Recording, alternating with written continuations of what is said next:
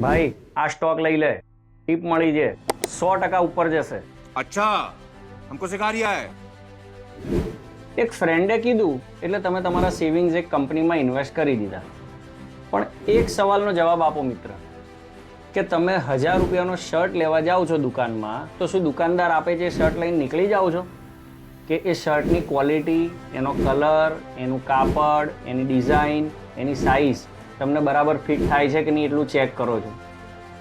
જો તમે એક શર્ટ લેતા વખતે પણ 5 વસ્તુ ચેક કરતા હોય તો ઇન્વેસ્ટમેન્ટ કરતાં પહેલાં ક્યારેય ચેક કર્યું છે ખરું કે કંપની કેવી છે, પ્રમોટર કોણ છે, કંપની પ્રોફિટ કરે છે કે નહીં, કંપનીનું પરફોર્મન્સ કેવું છે અને કંપની શું કામ કરે છે? જો તમે આવું બધું ચેક ન કરતા હોય તો તમે લોસને જ લાયક છો દોસ્ત. ઇન્વેસ્ટમેન્ટ એ ઇમોશનથી નહીં, પ્લાનિંગ અને સ્ટ્રેટેજીથી થતી વસ્તુ છે. જો ઇન્વેસ્ટમેન્ટ શીખવું હોય તો નીચે કોમેન્ટ કરજો. બાપા સીતારામ.